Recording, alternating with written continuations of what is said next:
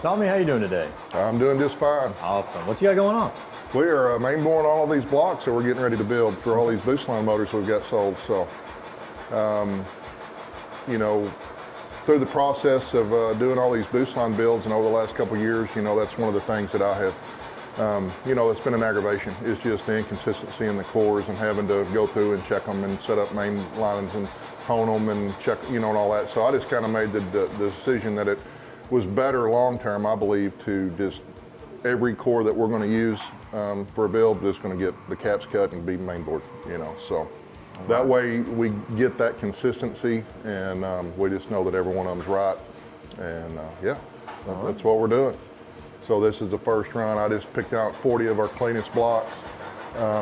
We've got them all set up with ARP main studs, and the caps are cut and sitting there waiting on me to run through to the Rottler to bore them. So, and as soon as I'm through with this, I'll take the pivot table and the 90-degree head off the machine, and then we're going to start running them, boring and decking and getting them ready for the home. Okay. So yeah.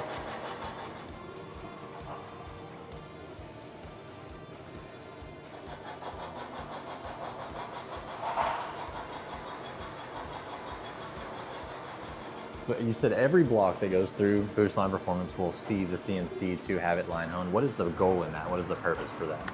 Well, the goal, the reasoning behind doing this is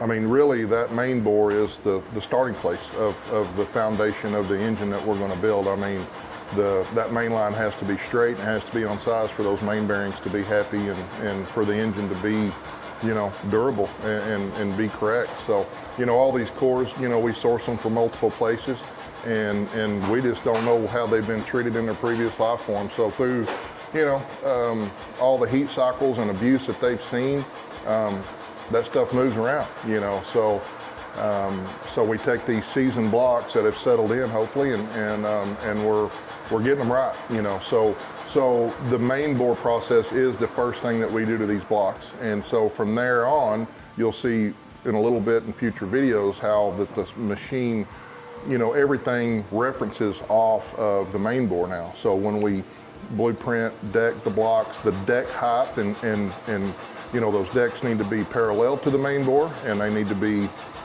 45 degrees away from, you know, 90 degrees away from each other, and we got a positive 45, negative 45, and I'll show you how all that, the fixturing in the Rottler, you know, that's what it's basing off of. And then we come in and we 0, and number Z, not Z, I'm sorry. We 0 our X and Y off of number 1 dowel pin location, so then all your, you know, your bore locations are correct. I mean, it's just another a step in the blueprinting a block process that is not, historically hasn't always been done, you know. So now I've just decided it's just better, you know, it's aggravating for these 3 or 4 days in the shop just line boring all these blocks because it gets monotonous, but it's well worth it. It's a good time spent. So Awesome.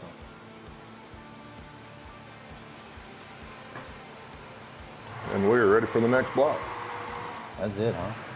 Yes, sir. The difficult, I mean, the time-consuming part is cutting caps and getting them all cleaned up and set up, and then the setup in the CNC machine, you know, is the time-consuming part. But once you have it dialed in and you hit go, the machine does it really fast. And you know, I chose to do this versus honing.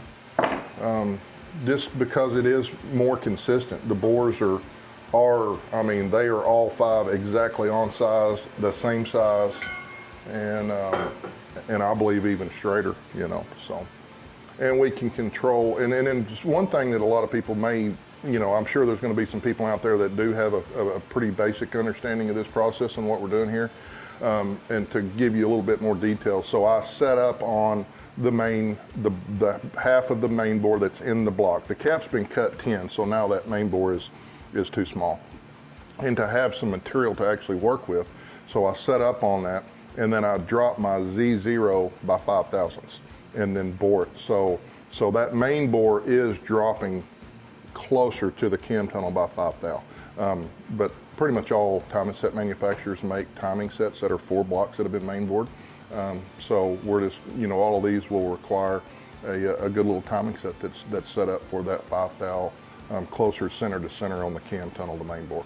And then moving forward, since this is the first step in the operation, when we set up to deck and bore the block, you know, now the deck is still corrected and we have an accurate dimension from main bore. Okay. Yeah.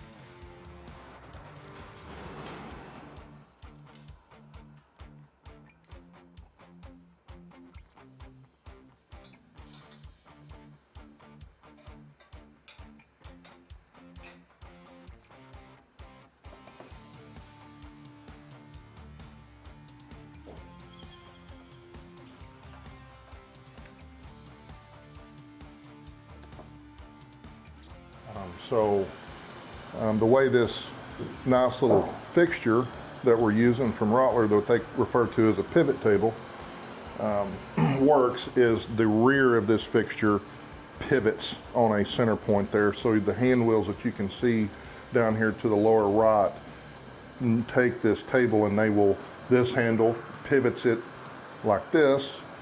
The right handle will raise and lower the front of the block. So we start at the rear main, because this is what this is kind of like home base, and we got to start here. We get the dial indicator. We have this nice little magnetic last word indicator, and you'll see that I stick it to the face of my tool holder here on the 90-degree head. I'm going to use my on-screen controls to position the indicator where it needs to be in this main bore. I'm physically just going to slide it down until the little arm makes contact, and I just kind of manually get it close to zero. Then I'll put the machine in to where I can move the spindle, and you can see as I rotate in that lower half, I'm seeing the sweep there, and I'm going to keep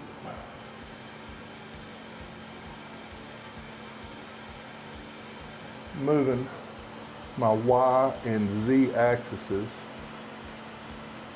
until this trims in good. Then I will go to the front of the block and do the same thing in number 1 main.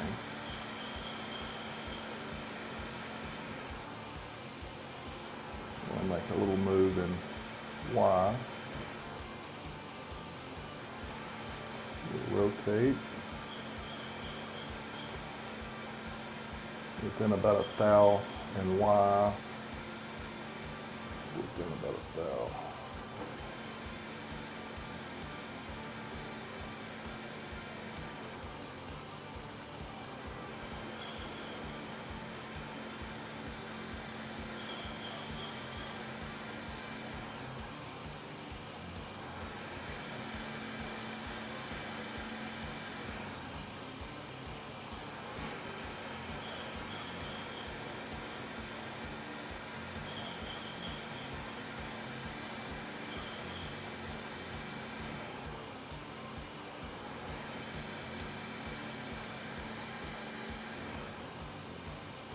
So after moving Z and Y a couple times and sweeping back and forth and verifying location, you can see that we're within a half a thou.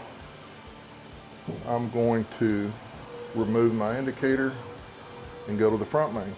After I zero, so now that I've got that located, we have to zero our Y, we zero our Z. Now we're going to go to, actually I just hit the wrong button.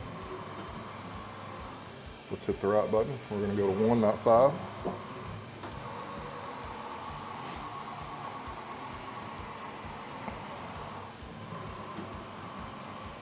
Basically repeat the same process, but in the front main. Instead of moving my Y and Z axis this time, I'm actually going to move the block with this pivot table fixture.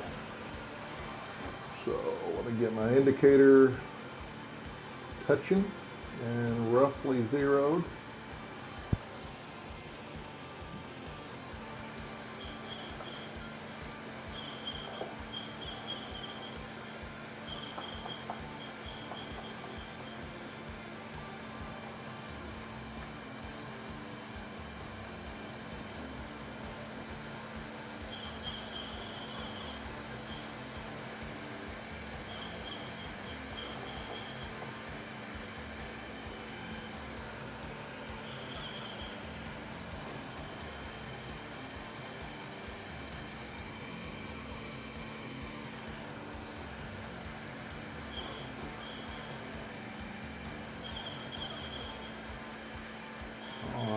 That's pretty nice.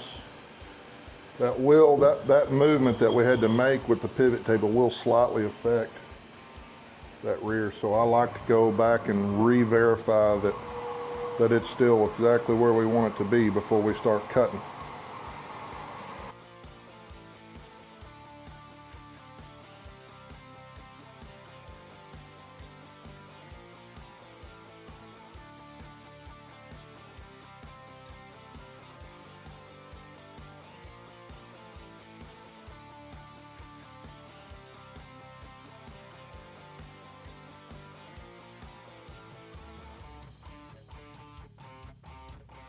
And I'm happy with that setup. So now we are going to make a move in Z. Drop 5 thou, re-zero Z. I'm going to position the spindle where I can insert my cutter.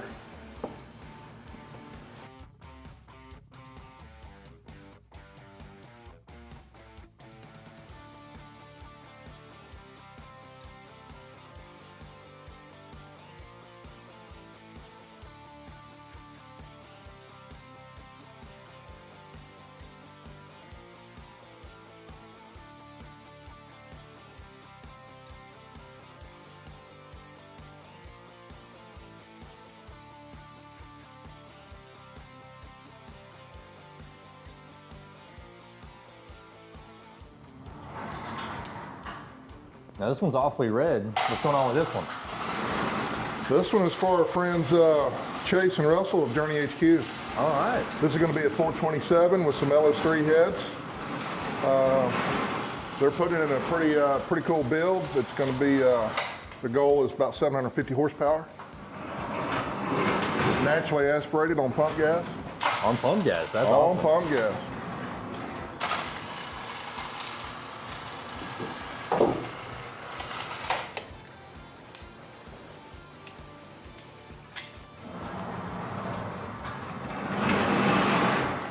Yeah, they had Abilene Powder Coat actually do this block. That's not rattle can, that's actually coated. I like that, it's a good looking block.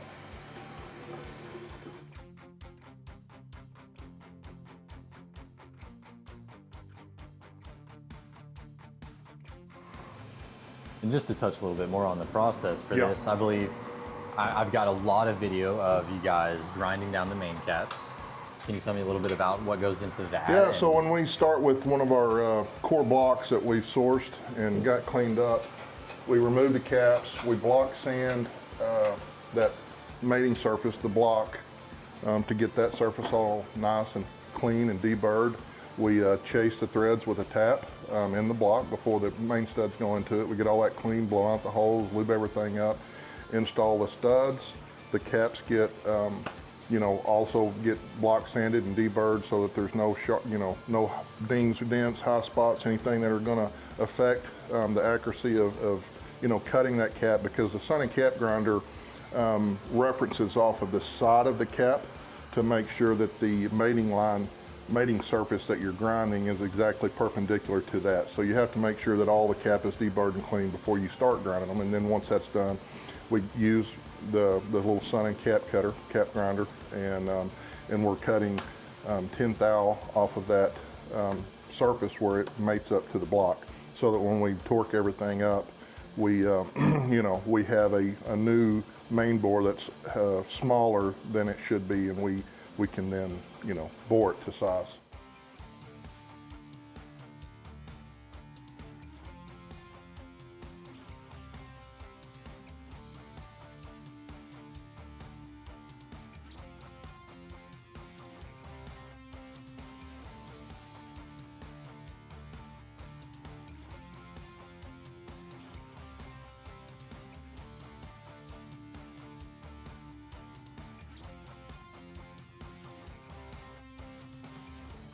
We'll go back and double check that front main one more time. And we'll be ready to set up a cutter and have at it.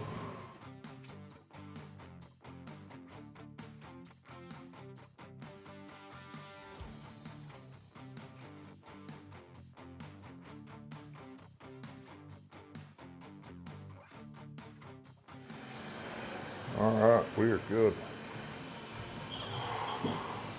So now I do a move to -5 and Z, 3-0. Hit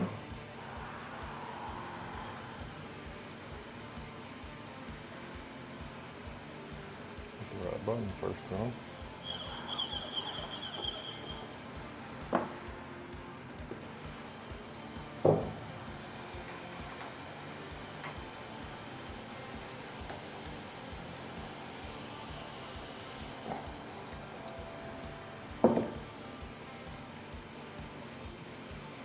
Here we go.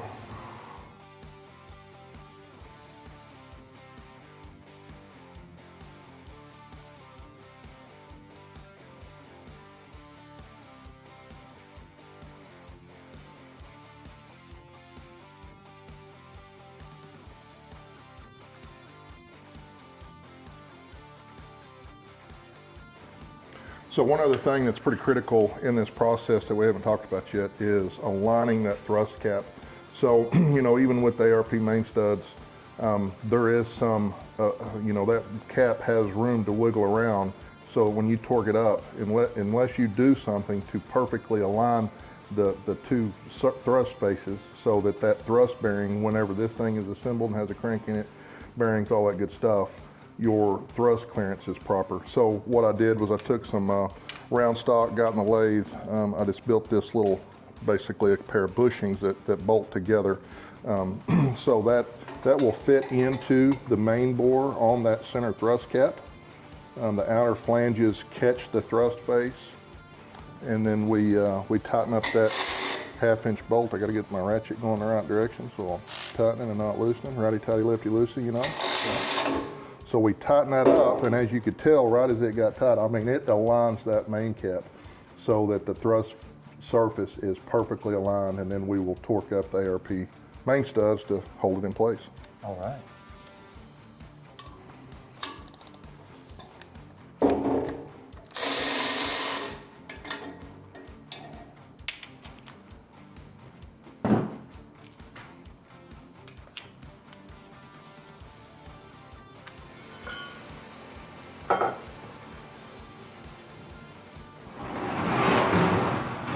So now that it's been line honed, what's next for this Journey HQ block? So the next step is to go back into this same machine, but we'll have to remove this pivot table fixture for line boring. We'll put the tailstock back on the table that you will see in some future footage. Really didn't answer your question, but the next step is to be zero decked, bored, stroker clearance, and then it'll make its way across the room to the hone where we'll put torque plates on it with ARP head studs, and it'll be honed. All that surface finish will be verified with the profilometer. We've got certain surface finish numbers that we target depending on the ring package and application and usage of the engine, what weight oil it's running. There's a lot of things that go into that.